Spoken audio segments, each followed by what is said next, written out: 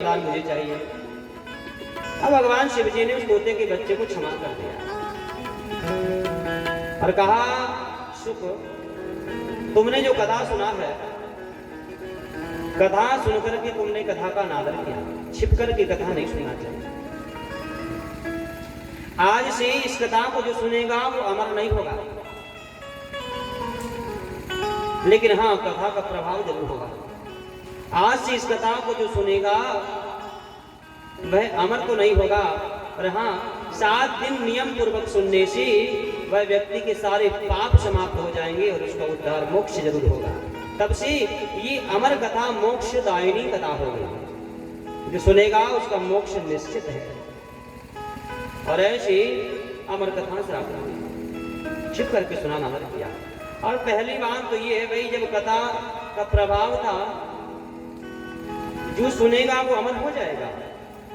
तो सुखदेव जी अमर क्यों नहीं हुए?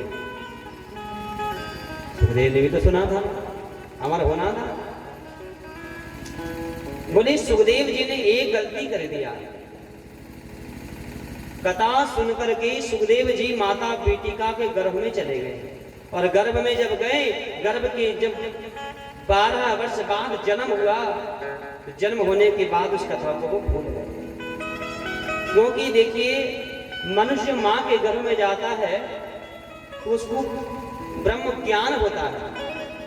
7वें महीने तक ज्ञान होता है कि मैं पिछले जन्म में क्या था, क्या कर्म मैंने किया जो आज मां के गर्भ में आया हूं, यहां उल्टा लटक रहा हूं। लेकिन कब तक ये ज्ञान रहता है? जब तक वो गर्भ के अंदर है। जैसे ही गर्भ से बाहर आता है सब भूल जाता है और फिर इस मोह माया में लिप्त हो जाता है। तो सुखदेव ने यही गलती किया, मां के गर्भ में चले गए, गर्भ से जब जन्म हुआ तो उनका मरना भी निश्चित हो गया, और जो कथा सुनी ना उसको भूल गए। आगे फिर कथा ऐसी है, 12 वर्ष बाद भगवान सुखदेव के रूप में जन्म लिए, और जन्म लेकर के तुरंत जन्म लेते ही सुखदेव भगवान जंगल में चले गए हैं, और जंगल में जाकर के उन्होंने भगवान की भक्ति की। कुछ समय के बाद बाबा वेद व्यास जी ने अपने शिष्यों को भेज करके सुखदेव को बुलवाया और एक एक श्लोक पढ़ा करके पूरी कथा भागवत जी की सुनाई है। और एक बात सुनने मात्र से बाबा सुखदेव जी को भागवत कथा याद हो गई है, और जिन्होंने राजा परीक्षित को कथा सुनाई। इस प्रकार सुखदेव जी का जन्म हुआ। उसके बाद आगे कथा आई है परीक्षित जी के जन्म की, जिन्होंने इस कथा को सुना। परीक्षित जी का जन्म हुआ पांडु वंश में, और परीक्षित जी के जन्म के पहले कथा आती है महाभारत की कथा। देखिए, महाभारत की जो कथा है, आज लोग महाभारत है क्या ये नहीं जानते। किसी के घर में सास बहू की लड़ाई हो ना, तो बाजू वाले कहते हैं, देखो भैया बाजू में पड़ोसी के घर महाभारत चल रही है। सास बहू की लड़ाई अगर हो जाए तो क्या महाभारत चल रही है? तो क्या महाभारत सास बहू की लड़ाई है? नहीं। महाभारत क्यों हुआ पता है आपको? आज कहीं लड़ाई झगड़े होते हैं और हम कह देते हैं भैया महाभारत चल रही है। महाभारत का अर्थ ही नहीं जानते हम लोग। महा का अर्थ होता है अच्छा, भा का अर्थ होता है ज्ञान, और रथ का अर्थ होता है रचना। महाज्ञान की रचना ही महाभारत है। और महाभारत की रचना क्यों करी गई? 4 लोगों को वेद नहीं पढ़ना चाहिए, स्त्री,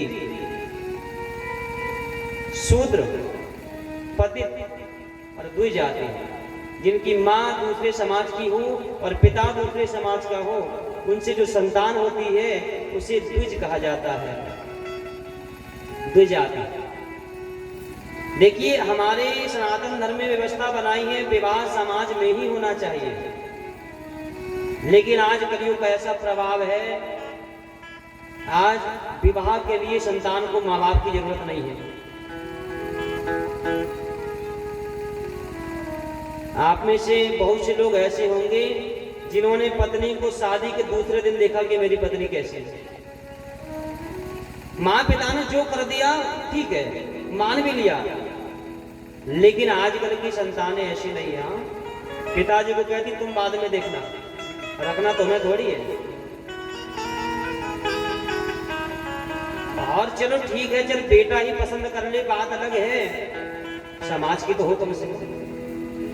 आजकल जाति पाति नहीं, किसी भी जो जो पसंद आया और विवाह कर ले रहे हैं। लेकिन याद रखिए, अगर घर में अन्य वर्ण की बहू आई है, उससे जो संतान होगी वो एक नहीं 1000 बार भी तुम्हारे लिए पिंडदान करेगी तो तुम्हारा मोक्ष नहीं होगा। थोड़ी सुख के लिए आज युवक युवतियां मनमर्जी से ब्याह कर ले रहे हैं, लेकिन आगे इसका परिणाम भयंकर होना है। और सुपुत्र होता है जब पिता के लिए पिंडदान करता है, अग्नि संस्कार करता है, तब पिता का उद्धार होता है। विवाह समाज में ही होना चाहिए और पिता की मर्जी से होना चाहिए। आजकल संतान केवल स्त्री का चेहरा देखते हैं, कुल खानदान परिवार से कोई मतलब नहीं है। लेकिन पिता जब बेटे का ब्याह करता है या बेटी का ब्याह करता है तो सारी चीजें देखता है, कुल कैसा है, खानदान कैसा है, आगे मेरी बेटी को क्या सुख मिलेगा, ये सारी चीजें सारी व्यवस्थाएं पिता देखता है। इसलिए नई पीढ़ी से हम निवेदन करेंगे, विवाह पिता की मां की मर्जी से ही करेंगे और समाज में होना चाहिए विवाह, अन्य घरों में नहीं। तो ये 4 लोगों को वेद पढ़ने का सुनने का अधिकार नहीं दिया गया। स्त्री को नहीं पढ़ना चाहिए वेद, लेकिन आजकल अब माताएं भी कथा सुनाने लगी है, वेद पढ़ने लगी है। मैं किसी का विरोध नहीं करता, गरीब को हमें किसी भी प्रकार की परेशानी नहीं है, लेकिन अधिकार स्त्रियों को नहीं है। और कहीं ना कहीं गलती हमारी भी तो है। आजकल हाँ कोई लेडीज वक्ता हो ना, हमसे ज्यादा दक्षिणा उनकी होती है। तो इसलिए होती है कि जब लोग बुला रहे हैं करती है कथा, क्योंकि आवाज अच्छी है, भजन अच्छा गाती है। लेकिन नियम क्या कहता है, एक आप लोग विचार करें। माताओं का अलग व्यवस्था है। हर मास जो मासिक धर्म आता है माताओं का, उसमें किसी भी चीज का स्पर्श छूना भी मना है। आपने अगर मान लीजिए बिठा दिया भागवत में और वो मासिक धर्म उस समय आ जाए तो क्या उस समय कथा बंद होगी? लेकिन आजकल चलो आगे क्या बोलना है इसको, लेकिन अधिकार नहीं है। हाँ, भगवान की कथा है, कथा कोई भी पढ़ सकता है, लेकिन व्यासपीठ पर बैठना कहीं ना कहीं अनुचित है। शूद्र कौन है? मानव होकर के भी जो शूद्र वाले कर्म करे उससे बड़ा शूद्र। अगर एक ब्राह्मण है और ब्राह्मण होकर के शराब पी रहा है, ब्राह्मण होकर के मांस भक्षण कर रहा है, तो उससे बड़ा कोई शूद्र नहीं है। शूद्र कोई एक विशेष जाति नहीं है। जब किसी एक विशेष जाति को बोल दे तुम शूद्र हो, कर्मों से व्यक्ति शूद्र होता है। 2 जाति, जिसकी मां अलग हो पिता अलग हो, ऐसी संतान जो होती है उसे भी वेद पढ़ने का अधिकार नहीं दिया शास्त्रों ने। पतित जो ब्राह्मण की हत्या करने वाला है, बालक की हत्या करने वाला है, गौ हत्या करने वाला है, ऐसी पापी को वेद पढ़ने का अधिकार नहीं दिया गया।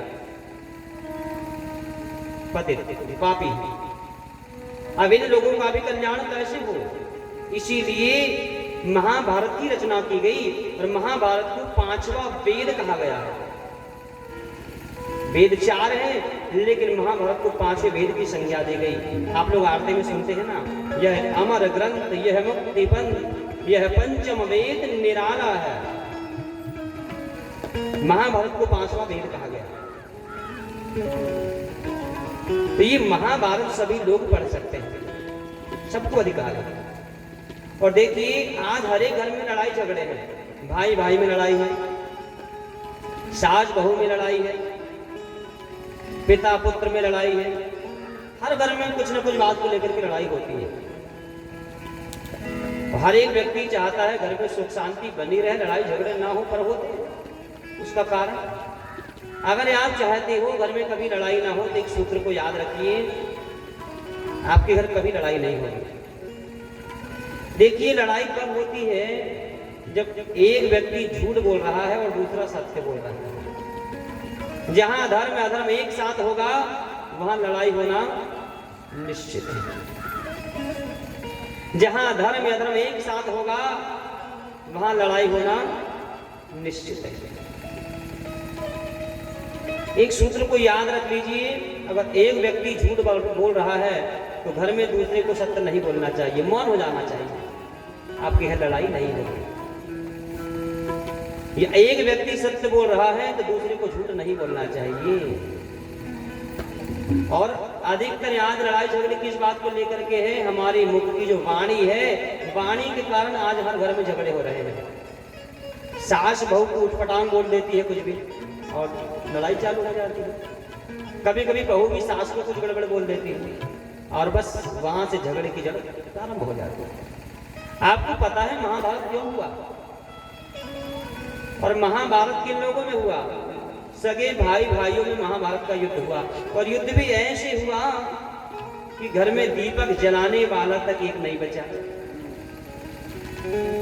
एक छोटी सी बात के ऊपर महाभारत हुई थी, कोई ज्यादा बड़ा कारण नहीं था महाभारत का। एक बार खांडव वन में आग लग गई और खांडव वन में जब आग लगी, उसी खांडव वन में एक मय नाम का दानव रहता था। मय दानव का पूरा परिवार जलने लगा।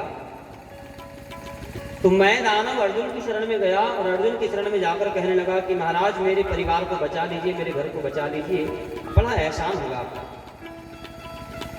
तो अर्जुन ने जलवान चलाया, वर्षा करना प्रारंभ कर दिया और जब वर्षा करने लगी तो वर्षा से पूरी अग्नि शांत हो गई और मय दानव का घर बच गया।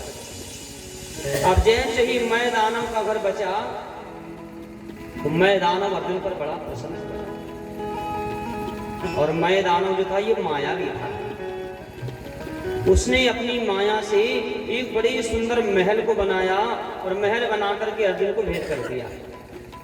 अच्छा, वो जो महल था ना, उस महल का प्रभाव था वहां उल्टा दिखाई देता था।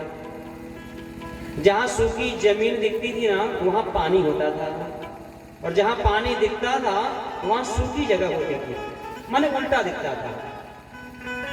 नए लोग जब आगे चक्कर में पड़ जाते थे, सूखी जगह समझकर पांव रखते और पानी में गिर जाते क्योंकि वो उल्टा दिखाई देता था।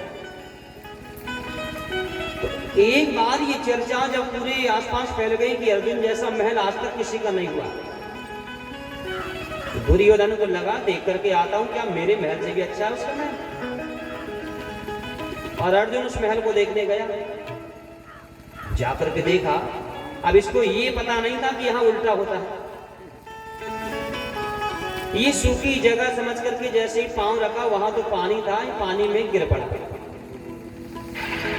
अब जैसे ही दुर्योधन पानी में गिरा, द्रौपदी छत पर बैठी थी और ये देख करके द्रौपदी हंसने लगी और मजाक ही मजाक में द्रौपदी ने कह दिया, देखो अंधे के अंधे होते हैं।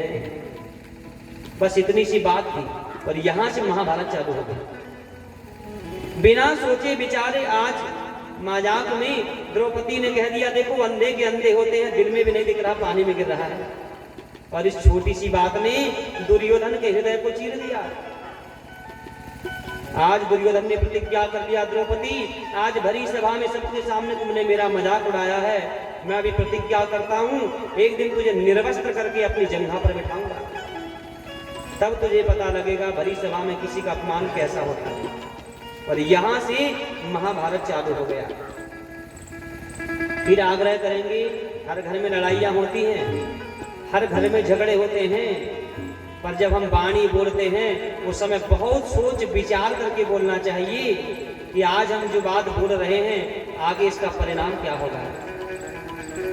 लोग गुस्से में आकर के कुछ भी पटांग बोल देते हैं, लेकिन याद रखिए एक बार जो वाणी मुख से निकल गई वापस नहीं होती है। इसलिए बोलने के पहले बहुत सोच विचार करिए कि हम जो बोल रहे हैं परिणाम क्या होगा।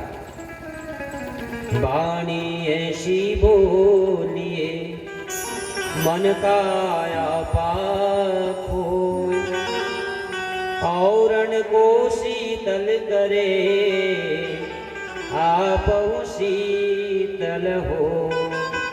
अरे वाणी तो ऐसी होना चाहिए कि लोग सुनकर प्रसन्न हो, लेकिन आज लोग कटु शब्द बहुत बोलते हैं। जरा जरा सी बात ऐसी बोल देते हैं, अब सब बहुत विचार करके बोलिए। महाभारत होने का कारण बस एक कटु शब्द था, द्रौपदी का। उस दिन द्रौपदी ये ना बोली होती तो शायद आज महाभारत कोई जानता नहीं क्या होता है।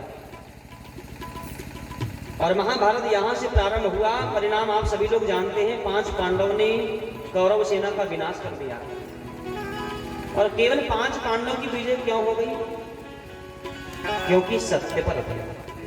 जीत हमेशा सत्य की ही होती है, सत्यमेव जयते। विजय हमेशा सत्य की होती है। आज 5 पांडवों ने महाभारत के विशाल युद्ध को जीत लिया, कौरव सेना का विनाश हो गया, केवल एक योद्धा बचा था, दुर्योधन। और दुर्योधन भी बस मरने की प्रतीक्षा कर रहा था। भीम से युद्ध हुआ और भीम ने उसकी जंघा तोड़ दिया, पड़ा था रणभूमि पर। आज अंतिम रात थी उसकी, और पड़े पड़े रो रहा था। द्रोणाचार्य का पुत्र अश्वत्थामा मित्र था दुर्योधन का। तो दुर्योधन को रोते देखा तो अश्वत्थामा ने कहा, मित्र क्यों रो रहे हो? क्या तुम्हारे 100 भाई मर गए इसलिए रो रहे हो?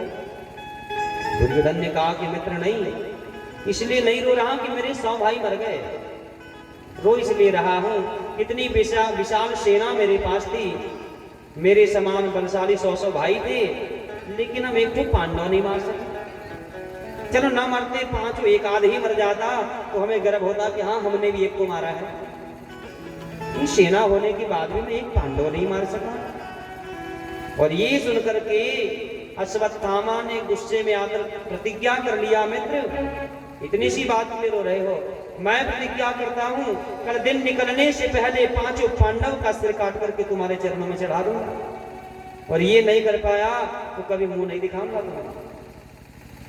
प्रतिज्ञा कर दी। लेकिन एक बात है, कहते हैं ना, जाकी रापो साइया मार सके न को, बाल न बाका कर सके जो जग बैरी हो।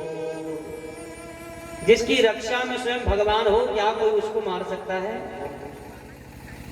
यहाँ तो पग पग पर भगवान खड़े हैं, पांडवों के साथ कहाँ मार पाता।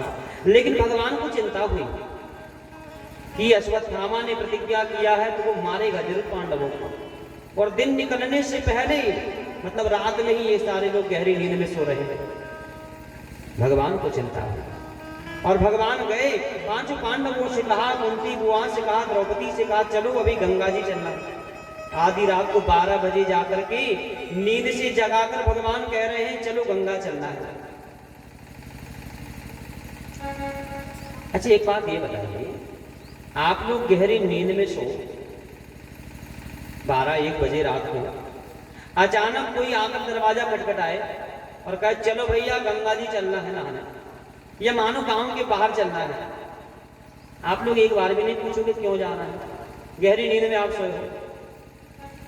अरे चाहे पिताजी हो जाए, चाहे कोई भी मित्र हो जाए, एक बार ये तो पूछोगे भैया जाना क्यों है, पहले ये तो बताओ। आधी रात को पूछोगे ना। यहाँ पांडवों ने भगवान से नहीं पूछा कि जाना क्यों है इतनी रात को गंगा जी। भगवान ने कहा पांडव उठे और चले। अच्छा पूछा क्यों नहीं? इसलिए नहीं पूछा कि शास्त्र कहता है 4 लोगों की बात पर ज्यादा सोच विचार नहीं करना चाहिए। जो कह दिया उसको सुन मानकर कर लेना चाहिए। कौन कौन? मानस में बाबा तुलसी दर्शन कराए हैं। माता पिता गुरु प्रभु की वाणी, माता पिता गुरु प्रभु की वाणी, माता पिता गुरु प्रभु की वाणी, माता पिता गुरु प्रभु की वाणी, बिनहि विचार करी है शुभ जानी,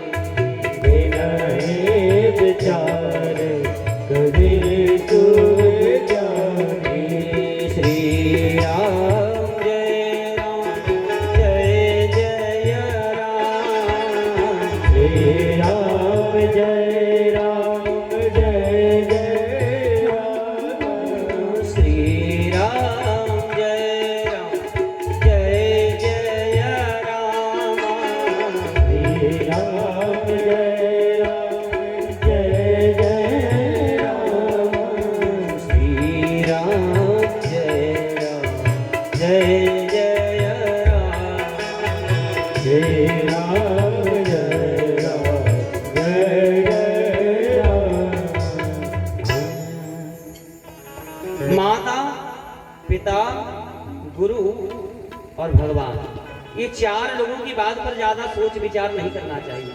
माता पिता ने कुछ कहा ना, बिना सोचे विचारे आप सुन मानकर कर लीजिए, क्योंकि कोई भी माता पिता बेटे का अहित नहीं सोचते हैं। कुछ कह रहे हैं आपके भले के लिए ही कहते हैं। भगवान कभी गलत राह नहीं दिखाते हैं। भगवान का बोलना अर्थात वेद शास्त्र ही भगवान के मुख से निकले हैं। वेद शास्त्रों की बात पर ज्यादा सोच विचार नहीं करना चाहिए,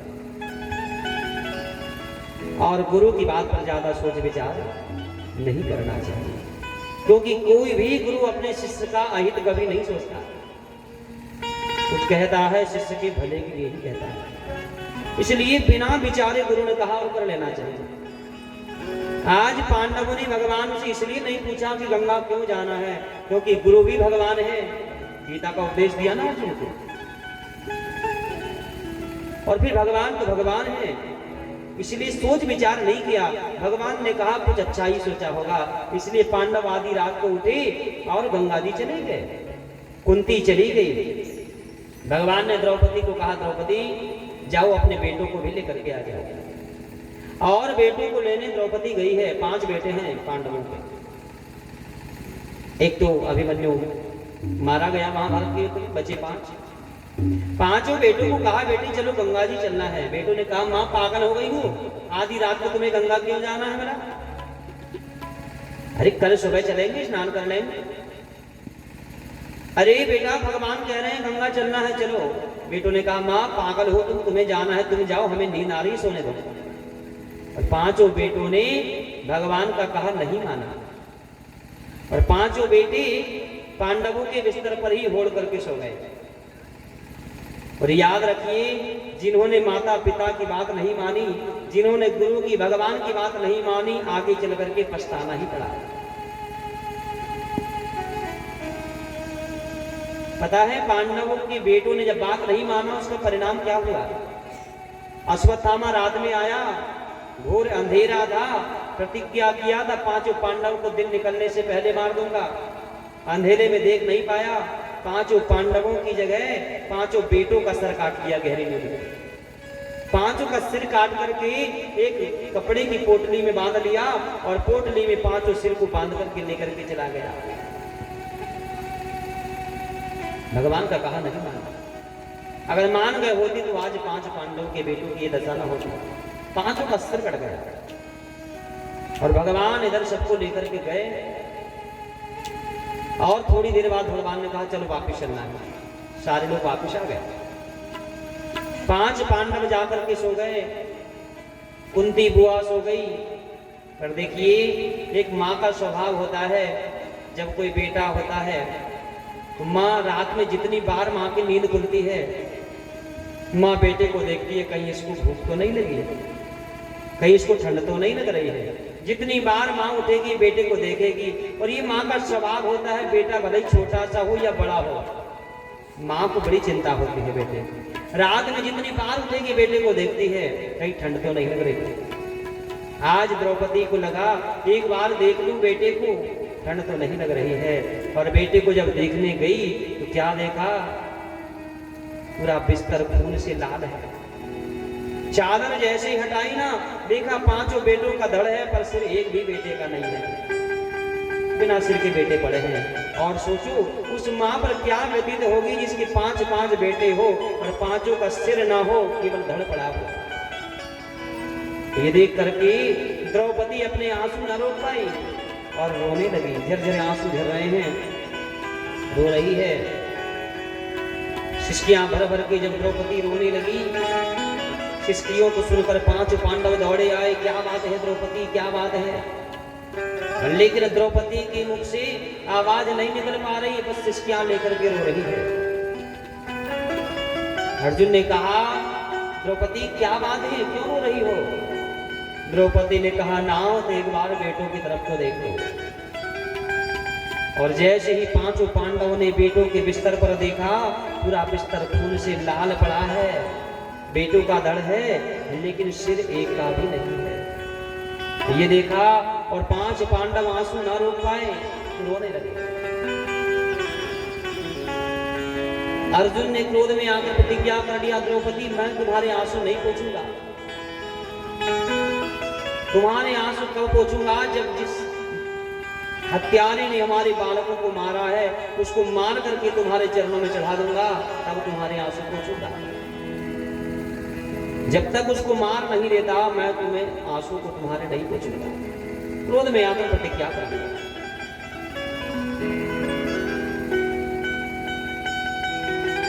लोगों से पूछा ये किया किसने?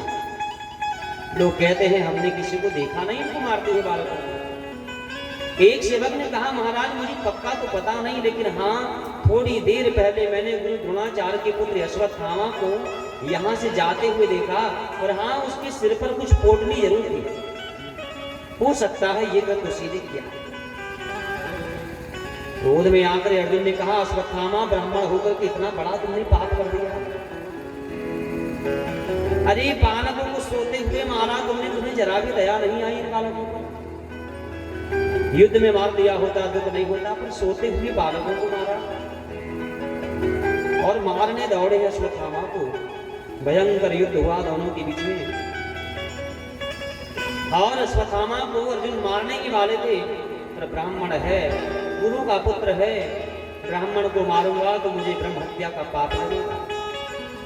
ये मन में बात ही आई तो मारने का मन नहीं हुआ, लेकिन बालकों को मारा इसने, क्रोध भी आया और लगा चलो द्रौपदी जो कहेगी इसके साथ वो करूंगा। और अश्वत्थामा के बालों को पकड़ा और घसीटते हुए लेकर के आया।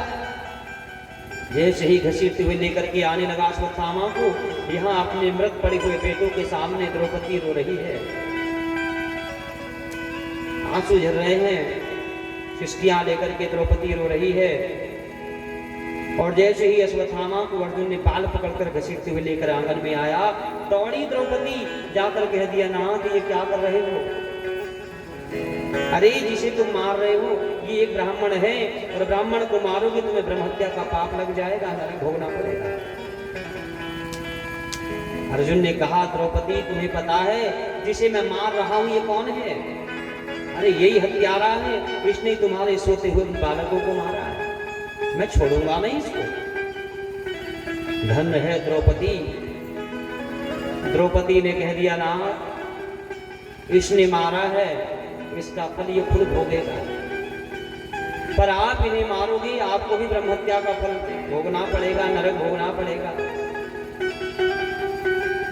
और गुरु का पुत्र गुरु के समान ही होता है।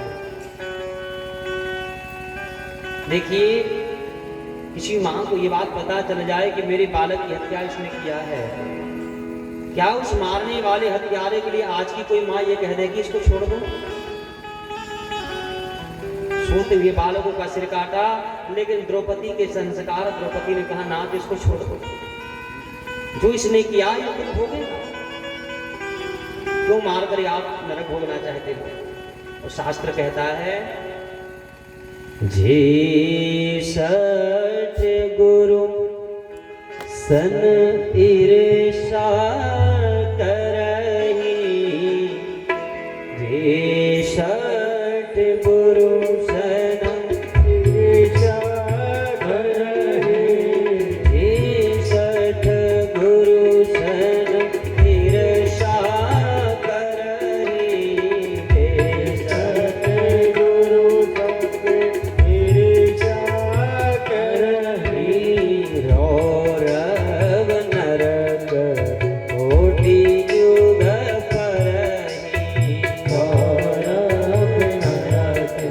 तो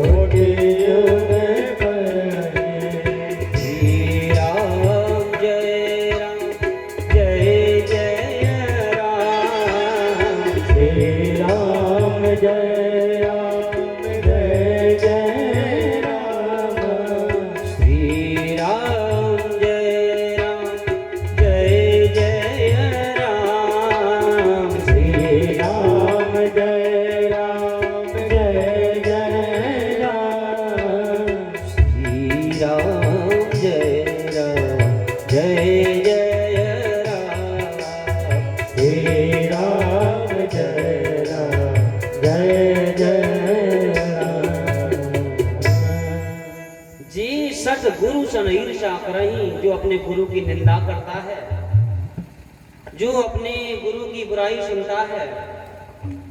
गुरु निंदा करने वाला और सुनने वाला भी एक नहीं, करोड़ों जन्म तक नरक भोगता है। इसलिए गुरु निंदा कभी न सुनना न कभी करना।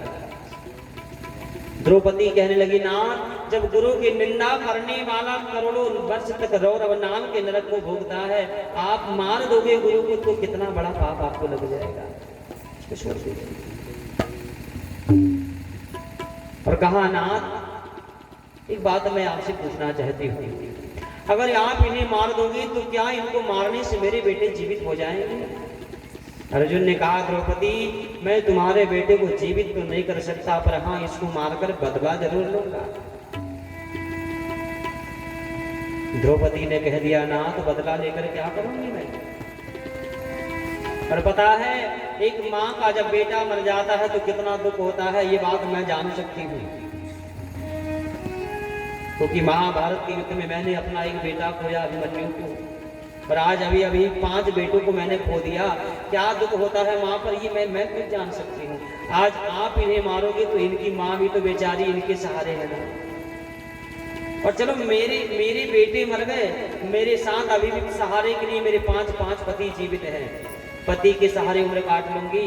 लेकिन जरा विचार करो, इनकी माँ, आपकी गुरु माता माँ गौतमी, उसके तो पति भी मर गए और बेचारी विधवा है, केवल एक बेटे का सहारा है, बेटे के साथ रहेगी तो कम से कम उस माँ को तसल्ली तो होगी। आप बेटे को भी मार दोगे, उस माँ पर क्या गति होगी, जिसका पति भी मर जाए, जिसका बेटा भी मर जाए। आप इसको छोड़ दो। और रोकर के जब द्रौपदी ने कहा, 5 पांडवों की आंखों में अश्रु बहने लगे। अर्जुन को लगा द्रौपदी ठीक कह रही है, छोड़ दिया। लेकिन भीम ने कहा, अर्जुन, तू नहीं मारेगा, मैं इसको मार दूंगा, मैं नहीं छोड़ूंगा इस पापी को। अरे, हम इसे मारेंगे तो हमें पाप लग जाएगा, और जब इसने सोते बालक को मारा तब क्या इसको पाप नहीं लगा एक बालक को मारने का? और पापी को मारने में कोई पाप नहीं होता है। एक सर्प को अगर आप नहीं मारोगे तो वो आपके पूरे परिवार को नष्ट कर देगा। अगर अपनी आत्मरक्षा के लिए हमने सर्प को मार दिया तो कोई दोष नहीं लगेगा, क्योंकि हम नहीं मारते तो वो हमें मार देता। पापी को मारने में क्या दोष है? लेकिन नकुल, सहदेव और युधिष्ठिर ने भी कह दिया कि भीम शांत हो जाओ, उसको छोड़ दो, इसने जो किया है ये खुद भोगेगा।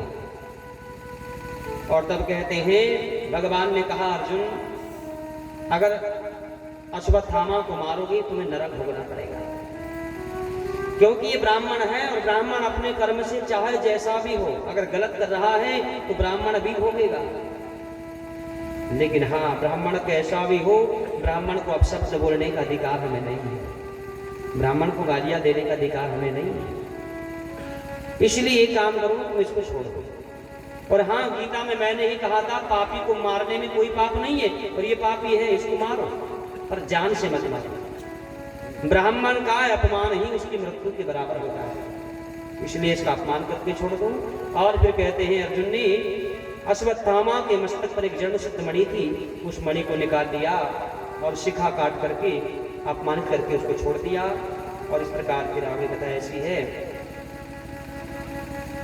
5 पांडव ने अश्वत्थामा का अपमान करके छोड़ा, और फिर उसके बाद 5 बेटों के शरीर को ले जाकर के गंगा के किनारे उनका अंतिम संस्कार किया।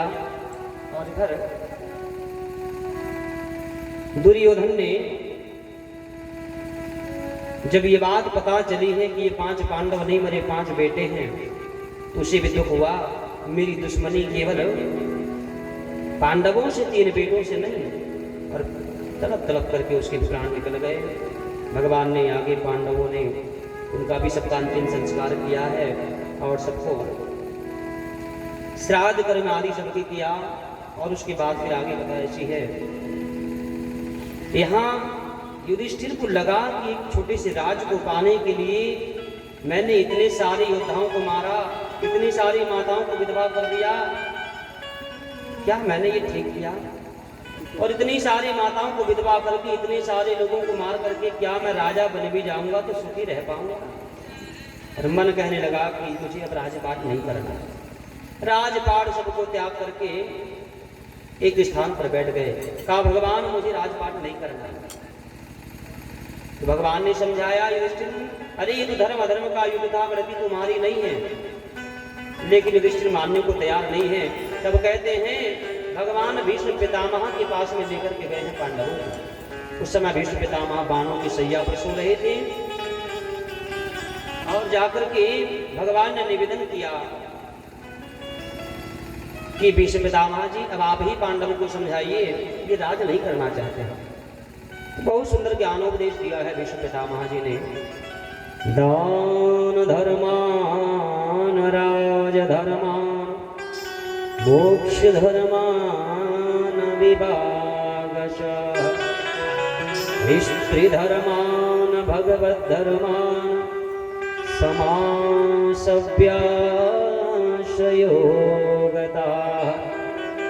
धर्मार्थ काम मोक्षस्य सहोपायान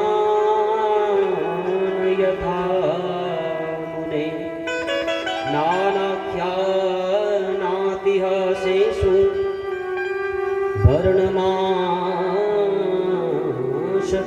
वर्णमाशतत्वविदम्। स्त्री का क्या धर्म है, राजा का क्या धर्म है, ये सब शिक्षा दिया है भीष्म पितामह जी ने। और उसके बाद कहते हैं अंतिम उपदेश दिया पांडवों को, जो पाप करता है उसे तो नरक भोगना ही पड़ता है, लेकिन हाँ जो पाप होते हुए अपनी आंखों से देखता है वह भी उस पाप का भागी होता है। इसलिए अगर कोई पाप कर रहा है हमें देखना भी नहीं चाहिए। अगर हमने पाप होते अपनी आंखों से देखा तो हमें भी उस पाप का दंड भोगना पड़ता है। और इस प्रकार के ज्ञानोपदेश दिया। सूर्य दक्षिणायन में आया, उत्तरायण में आया और भीष्म पितामह को इच्छा मृत्यु का वरदान था। सूर्य जैसे ही उत्तरायण में आया तो लगा मुझे प्राण त्याग देना चाहिए और फिर भीष्म पितामह जी ने प्राण त्यागा। कहते हैं प्राण त्यागते समय भीष्म पितामह ने पांडवों से कहा था मेरी चिता ऐसी जगह जलाना जहां पहले कोई मुर्दा न जला हो। और पांचों पांडव ने वचन दिया था तुम्हारी चिता ऐसी जगह जलाएंगे जहां पहले कोई न मरा। मरने के बाद पृथ्वी पर पूरी जमीन देख लिया, पूरी जमीन पर देख लिया, पहले कोई न मरा हो ऐसी कोई जगह ही नहीं है पृथ्वी पर। जहां आज हम बैठे हैं ना, यहाँ हजारों लोग पहले मर चुके हैं। पूरी पृथ्वी छान लिया, पृथ्वी पर ऐसी कोई जगह नहीं थी जहां पहले कोई न मरा हो। और वचन दिया था पांडवों ने कि ऐसी जगह जलाएंगे जहां पहले कोई न मरा। पाताल लोग चले गए, पाताल में पानी में देखने लगे, पर पाताल में भी ऐसी कोई जगह न मिली जहां पहले कोई न मरा। और स्वर्ग में तो मरने का विधान ही नहीं है। अब विचार करने लगे हैं पांच पांडवों कि भाई अब क्या करें। और तब कहते हैं पांचों पांडव को जब कोई जगह न मिली, वचन दिया था ऐसी जगह जलाएंगे जहां पहले न कोई मरा हो, जगह न मिली तो पांचों पांडवों ने भीष्म पितामह जी को अपनी हथेली के ऊपर रख करके जलाया। अपनी पांचों पांडव हथेली पर रख करके भीष्म पितामह का अंतिम संस्कार। कुछ शास्त्रों में कथा आई है कि वो कर्ण था जिसे हथेली पर जलाया गया। कर्ण का भी प्रमाण आता है, लेकिन महाभारत में बताया भीष्म पितामह का अंतिम संस्कार हथेली पर किया गया। और इस प्रकार बाणों की शैया पर भीष्म पितामह जी 74 दिन तक पड़े रहे और 74 दिन के बाद भीष्म पितामह के प्राण निकले। अच्छा एक बात ये है, भीष्म पितामह जी गंगा के पुत्र हैं और एक ब्राह्मण है और कर्म भी कोई गलत नहीं था भीष्म पितामह का, फिर बाणों के ऊपर क्यों सोना पड़ा भीष्म पितामह को? देखिए गीता में भगवान ने कहा न कर्म प्रधान, कर्म जो व्यक्ति करता है कर्म के अनुसार ही सुख दुख उसको होता है। भीष्म पितामह जी का भी एक कर्म इतना गलत था कि उनको बाण पर सोना पड़ा। और इस जन्म में नहीं, ये 74 जन्म पहले की बात है। भीष्म पितामह जी ने एक पाप किया था 74 जन्म पहले। 74 जन्म पहले भी भीष्म पितामह जी ब्राह्मण थे और भीष्म पितामह जी ने ब्राह्मण कुल में जन्म लेकर के एक नियम बनाया कि मैं रोज गंगा में ही स्नान करूंगा। रोज सुबह सुबह 5 बजे ब्रह्म मुहूर्त में उठ करके भीष्म पितामह जी गंगा